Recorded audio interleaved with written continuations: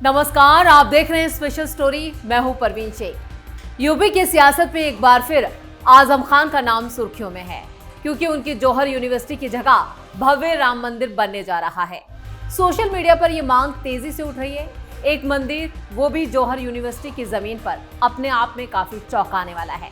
वैसे आजम खान इस वक्त मीडिया और सोशल मीडिया में हॉट टॉपिक बन चुके हैं। ये चर्चा उनके पॉलिटिकल स्टंट के लिए नहीं, बल्कि उनकी कारस्तानियों की वजह से है। आजम के ड्रीम प्रोजेक्ट जौहर यूनिवर्सिटी पर अब बुलडोजर चलने जा रहा है। यूनिवर्सिटी के 40 इमारतों में से 38 पर बुलडोजर चलेगा। यूनिवर्सिटी बिल्डिंग पर नोटिस चस्पा हो चुका है। 15 दिन में खुद से बिल्डिंग गिरा लेने का ऑप्शन दिया गया है। ऐसा नहीं करने पर सरकारी बुलडोजर चलेगा और उसका खर्चा भी यूनिवर्सिटी से वसूला जाएगा। गुनाह आजम की सजा जौहर यूनिवर्सिटी को क्यों? रामपुर की पहचान कभी नवाबी तहजीब, शायरी और राजनीति से होती थी, लेकिन अब यही रामपुर एक ऐसे सवाल के केंद्र में है जिसने उत्तर प्रदेश की सियासत को फिर से गरमा दिया है। सवाल है, क्या किसी नेता के गुनाहों की सजा एक पूरी यूनिवर्सिटी को मिल सकती है? क्या एक एजुकेशन इंस्टीट्यूट जहां हजारों छात्रों का भविष्य जुड़ा है, राजनीतिक और कानूनी लड़ाई का सबसे बड़ा शिकार बन सकता है? और सबसे बड़ा सवाल ये, क्या जौहर यूनिवर्सिटी की मुश्किलें सिर्फ अवैध निर्माण तक सीमित हैं, या इसके पीछे जमीन, सत्ता और दबंगई के पुराने विवादों की पूरी कहानी है? रामपुर में समाजवादी पार्टी के सीनियर नेता आजम खान के ड्रीम प्रोजेक्ट के तौर पर स्थापित मौलाना मोहम्मद अली जौहर यूनिवर्सिटी पर अब 38 इमारतों के ध्वस्तीकरण का खतरा मंडरा रहा है। रामपुर विकास प्राधिकरण ने आरोप लगाया कि जौहर यूनिवर्सिटी में बनी इमारतों का नक्शा बिना मंजूरी के पास कराया गया था, यानी मंजूरी नहीं ली गई, और यही सबसे बड़ी गलती आजम खान ने कर दी। जौहर विश्वविद्यालय का भवन का निर्माण ग्राम सिंगनखेड़ा में हुआ है, जो आरडीए के क्षेत्र के अंतर्गत आता है। ये जांच में ये ज्ञात हुआ था कि वहाँ पे जो भवन निर्माण हुआ है वो बिना अनुमति के हुआ है। इसके संबंध में उनको नोटिस दिया गया था। उन्होंने लिखित जवाब अपना प्रस्तुत किया है। इसके साथ ही आज प्रातःकाल व्यक्तिगत सुनवाई का भी अवसर दिया गया था।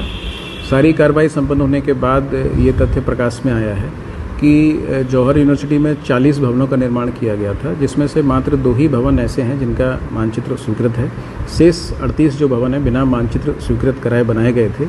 इस प्रकार से इसको अवैध निर्माण पाया गया और उसके ध्वस्तीकरण का आदेश आज पारित कर दिया गया है। तो यूनिवर्सिटी को इन्हें खुद हटाने के लिए 15 दिन का वक्त दिया गया है। प्रशासन के मुताबिक करीब 40 इमारतों में से केवल 2 को मंजूरी दी गई थी, और ये कार्रवाई Uttar Pradesh urban planning and development act 1973 की धारा 27A के तहत की जा रही है। यानी कहानी सिर्फ बुलडोजर तक सीमित नहीं है, जिसे आजम खान ने रामपुर की जमीन पर एक यूनिवर्सिटी के रूप में खड़ा किया था, और उन आरोपों की भी है जिनके चलते वही यूनिवर्सिटी आज कानूनी और सरकारी, या कहे कि बुलडोजर कार्रवाई के घेरे में है।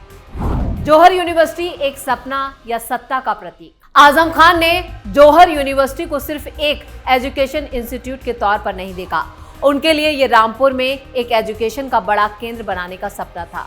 मौलाना मोहम्मद अली जौहर के नाम पर बनी इस यूनिवर्सिटी को एक बड़े एजुकेशन इंस्टीट्यूट के रूप में विकसित किया गया। आजम खान इसके चांसलर और मौलाना मोहम्मद अली जौहर ट्रस्ट के आजीवन अध्यक्ष रहे। लेकिन जैसे जैसे यूनिवर्सिटी का विस्तार हुआ, वैसे वैसे इसकी जमीन निर्माण को लेकर सवाल उठते गए।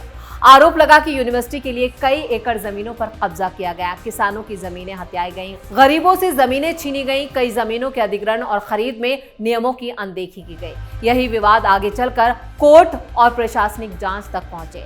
जौहर यूनिवर्सिटी की जमीन विवाद में पहले भी जो है वो कार्रवाई हो चुकी है। आरोपों का एक प्रमुख हिस्सा ये रहा कि यूनिवर्सिटी के लिए निर्धारित सीमा से ज्यादा जमीन जुटाई गई। हालांकि इस मामले में कई अदालतों में कानूनी कार्रवाई और आदेश के अलग अलग मामले लंबित हैं, इसलिए हर आरोप को आखिरी न्यायिक निष्कर्ष मानना सही नहीं होगा। सुप्रीम कोर्ट में भी इस विवाद से जुड़े आदेशों को चुनौती दी गई थी और मामले में न्यायिक प्रक्रिया जारी रही। जमीन से शुरू हुआ विवाद अब इमारतों तक पहुंचा। ताजा कार्रवाई का आधार जमीन का विवाद नहीं, बल्कि भवन निर्माण बताया जा रहा है। प्रशासन का साफ कहना है कि यूनिवर्सिटी परिसर में बने 38 इमारतें बिना मंजूरी या बिना नक्शे के पास की गई।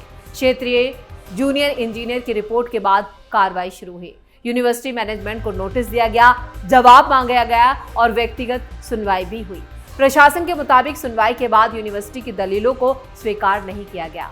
यूनिवर्सिटी मैनेजमेंट की तरफ से यह तर्क दिया गया कि परिसर जिस क्षेत्र में है वहां 27 सितंबर 2024 तक रामपुर विकास प्राधिकरण के अधिकार क्षेत्र में नहीं था, इसलिए उस वक्त निर्माण के लिए आरडीए की मंजूरी जरूरी नहीं थी। लेकिन प्रशासन ने इस दलील को खारिज कर दिया। अब सवाल यह है, क्या निर्माण के वक्त लागू नियमों का पालन हुआ था या नहीं? इसका आखिरी उत्तर कानूनी प्रक्रिया ही तय करेगी, लेकिन राजनीति में इस एक्शन का अर्थ इससे कहीं बड़ा है।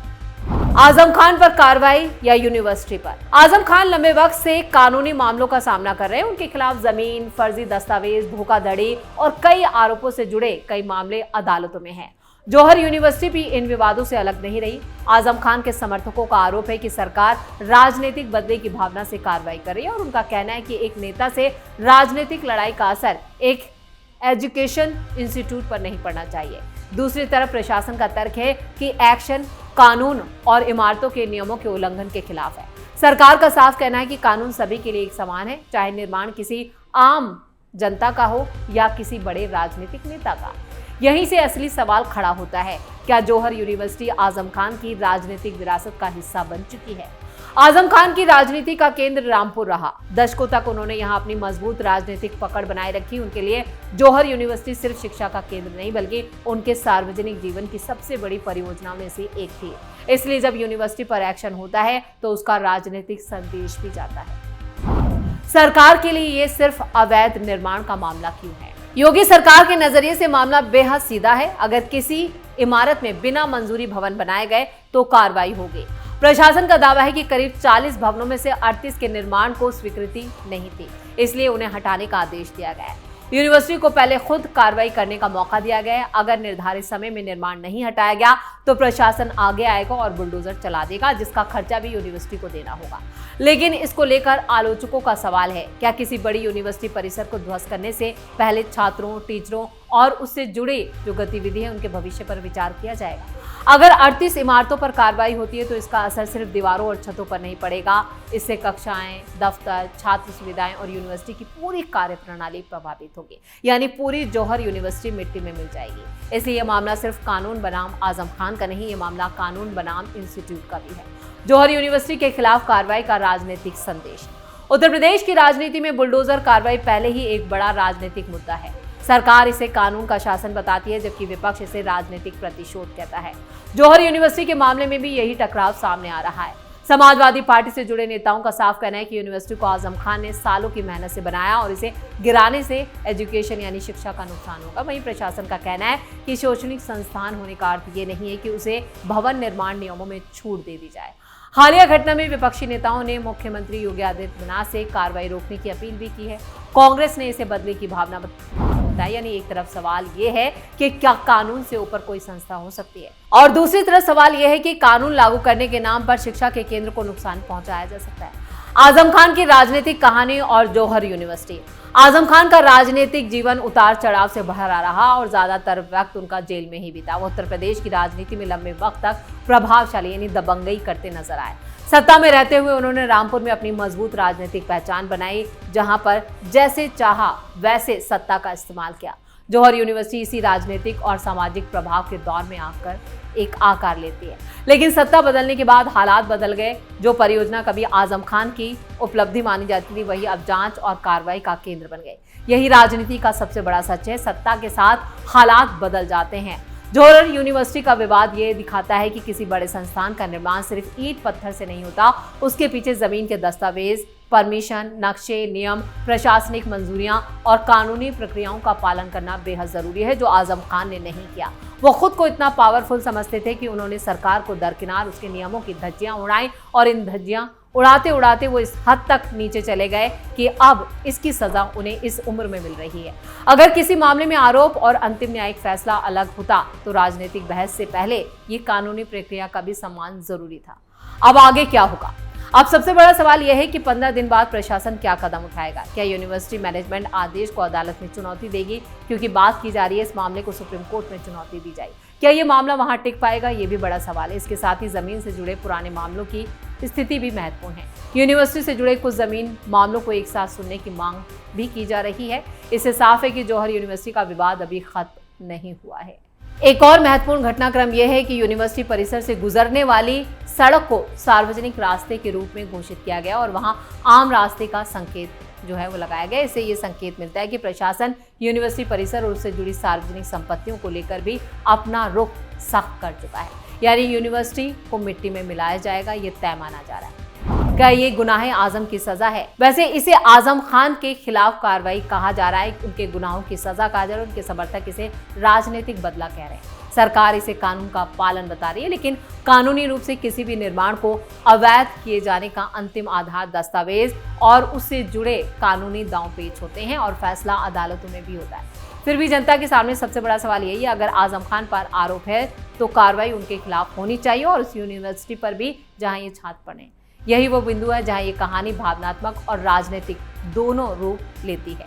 जौहर यूनिवर्सिटी आज ऐसे चौराहे पर खड़ी है जहां एक रास्ता कानून की सख्ती की ओर जाता है, दूसरा शिक्षा और छात्रों की भविष्य की चिंता की ओर, और तीसरा राजनीति की उस लड़ाई की तरफ जिसमें आजम खान और उत्तर प्रदेश सरकार आमने सामने है। फैसला अदालत को करना है, लेकिन सवाल रामपुर से पूरे देश तक पहुंचा है। क्या किसी नेता के विवादों की कीमत एक यूनिवर्सिटी चुकाएगा? अगर निर्माण सचमुच नियमों के खिलाफ हुआ है तो क्या शिक्षा के नाम पर कानून से छूट दी जा सकती है? और जौहर यूनिवर्सिटी की कहानी अभी खत्म नहीं हुई है। 38 इमारतों पर कार्रवाई का आदेश सिर्फ एक प्रशासनिक फैसला नहीं, यह आजम खान की राजनीतिक विरासत, सत्ता और कानून के बीच चल रही उस लंबी लड़ाई का नया अध्याय है, जिसका अगला फैसला अब अदालतों और प्रशासनिक कार्रवाई से तय होगा। तो इसी के साथ स्पेशल स्टोरी में इतना ही। वीडियो कैसा लगा कमेंट करके अपनी राय जरूर दें, वीडियो को लाइक करें, शेयर करें और कैपिटल टीवी को सब्सक्राइब जरूर करें। धन्यवाद।